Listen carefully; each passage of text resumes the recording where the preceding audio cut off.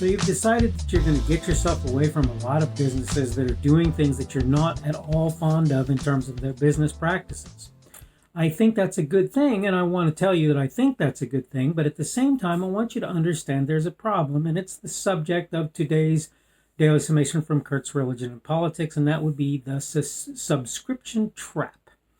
I'm your host. I'm Kurt. I'm glad to have you along today, whether it's on Rumble, on the podcast, or on YouTube. Today is Monday, the 19th of April of 2021. It is the beginning of the work week for many people, and I imagine that may very well be the case for you. If not, that's fine too. But in any case, welcome aboard one way or another. Like I say, today what I want to talk about is this idea of the subscription trap, and I want to say that that's kind of a loose term.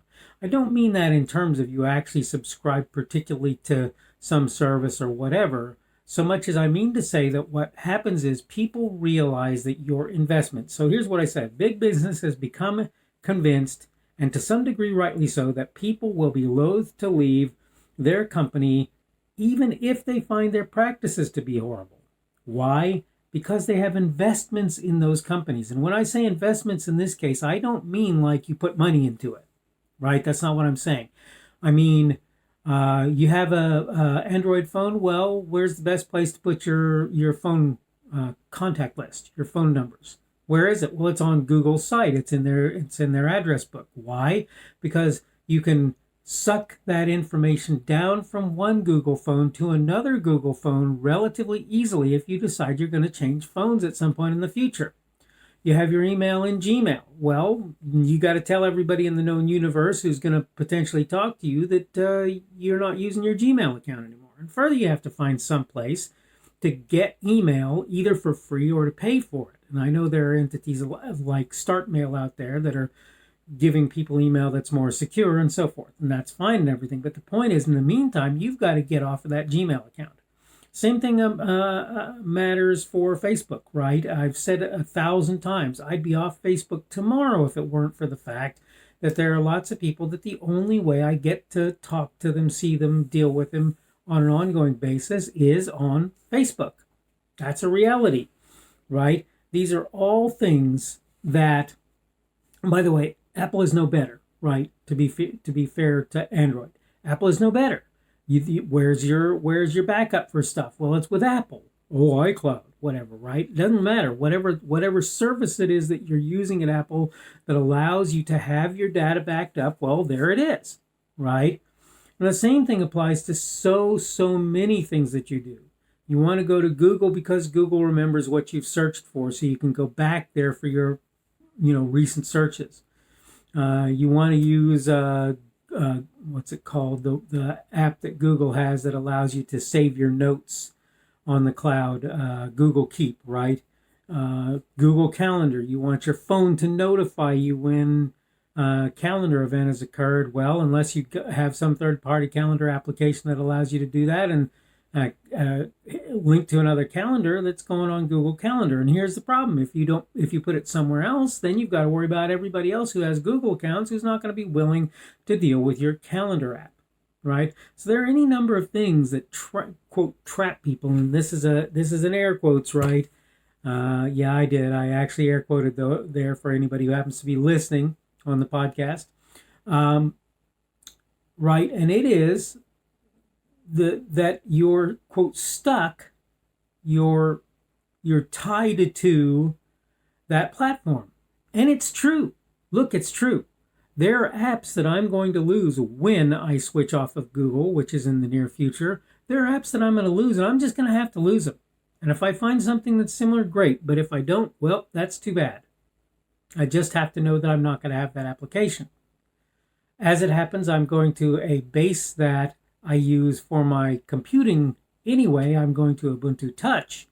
So as far as it goes, it won't be, there will be some things, there will be some games mostly that I won't have that I did have prior to switching. But that's the thing. The problem is that you get tied to those things. You get tied to that subscription, if you will, and that holds you in place, if you will. That holds you in place. And later on sometime, I'm going to have to move my address book from Google to some other thing that actually does what I want it to do. That's what I'm going to have to do. It's not going to be an option because I'm not going to continue to use Google's contacts in order to get my phone numbers. It's just not happening. The point of all of this is you're going to have to do a little bit of work if you don't want to stick with the big boys. And that's just life. You're going to have to accept at some point that your privacy and your not being squashed under the toe of big business makes it worth it for you to lose certain conveniences that you currently count yourself as having. You're just going to have to do that. Everyone I know is going to suffer this same thing if they want to do that. But the thing is, for me, ultimately, it's worth it. Because Google is doing things, Apple is doing things, Microsoft is doing things, AWS is doing things that I cannot use. And if you have any sense, you won't either. You won't either. Now it's up to you. I say if you have any sense. Look, Dan Bongino has this right. There are people who it would be a ton of work and potentially breach of contract for them to leave what they're doing, at least for a period. I get it. And I'm not saying that's not a problem. But the bigger problem that piles on top of that is what I refer to, as I say, as the subscription trap, right? You being caught into various things, roped into various things that make it make sense for you to use, various people's products because of the sheer simplicity of it. And I've got to tell you something. The sad thing is, if those people weren't willing to do the things that they are in terms of oppressing me in various ways, I would use them because actually their tools are really pretty cool lots of the time. And you're going to have to take a step backward. I had to move backward in some senses, though these days it's not much of a jump backward to another desktop because the operating, that is to say, computer desktop, computer OS, operating system. It's more than an OS anymore. It's a graphical user interface that most people count on more, actually. But I had to move, quote, backwards to this other one because, quite frankly, without it, or if I didn't do it, I lose in certain ways that I don't care for. But doing it, I also had to step backwards a little bit. Now, fortunately, I'm a great fan of open source, so a lot of the stuff that I'm doing, including my video production and so forth, I do on open source products. And so when I went from the desktop, the computer type that I was using to the computer type that I'm using now, there it was. There was the product that I wanted to use as my primary video. And in fact, most of my products are that way, most of the things that I'm using. In fact, they were really born in the place that I moved to. So it was actually beneficial in that sense. The point is that a lot of these big companies have ways that you're going to have to find creative ways around if you want to move off of their platforms. Google, with their calendar, with their address book, with Keep, Android products and how Android integrates with the address Google address book, so many things. Microsoft, having that desktop that you use at work anyway, so you're familiar with it. So to you, there's no learning curve there. Well, the fact is you're going to find that there's not much for, say, for example, Ubuntu. You have to do the installation or have somebody do the installation for you, but past that, there really isn't much to it. But the fact is, that's another way Microsoft ropes people into their stuff is by having pre-installed computers out there on the marketplace, relatively cheap, that they have for that purpose. But this is what we're dealing with. This is what you're dealing with. This is what I'm dealing with. We're all dealing with it. Okay? And I'm having to find ways around it just like you are, and I'm going to work to make that happen because I refuse to have big business push me around in how I do business. So the subscription trap, forget the subscription trap. I'm going to find ways around it. All right. I need to go ahead and wrap up my video for the day. Again, today is Monday, the 19th of April of 2021. This has been the Daily Summation from Kurt's Religion and Politics. I am your host. I'm Kurt. Thank you to everybody who joined me on Rumble, on the podcast, or on YouTube. I particularly thank you if you joined me on Rumble. That's my favorite platform. Again, today's subject has been the subscription trap, and tomorrow we are going to talk about a subject that all of us lack to some degree. I really try very hard to be there, but the subject is humility. All right, I'm going to go ahead and wrap this up, and hopefully you're having a good day. So far, today has been an okay day for me, and I'm thinking that it's going to continue to be there, but we'll just have to watch and see how things go.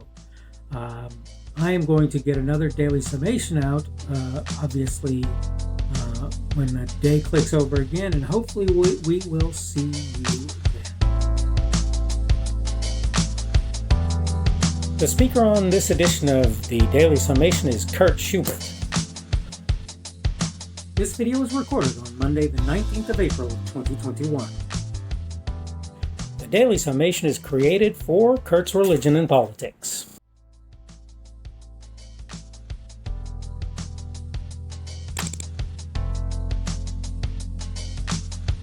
Thanks for watching this edition of the Daily Summation from Kurt's Religion and Politics. I hope you found it entertaining or instructional, or maybe both. If you want to see more from me, you can go to blogs.kpschubert.com. That's blogs.kpschubert.com. I am on Twitter, Parler, and Minds.com. My handle on each of those is @kpschubert. That's @kpschubert. I have a Rumble and a YouTube channel. They are the Kurt's Religion and Politics channels on Rumble and YouTube. I have a Facebook page. The Facebook page is Kurt's Religion and Politics as well. I am on Patreon. If you want to support me, that's one of the better places you can do that. And you will find me at Kurt's Religion and Politics on Patreon. I have a podcast. The podcast is podcasts with an S, .kpschubert.com. That's podcasts.kpschubert.com. I think you should be able to find me with relative ease on Apple Podcasts, Google Podcasts, and Spotify as well. The best way I find to do that is to look for Kurt's Religion and Politics. You can try to use the Daily Summation. I find that it doesn't work as well as a general rule, but you can always try that. I'm glad to have you aboard today, and hopefully we will see you again tomorrow.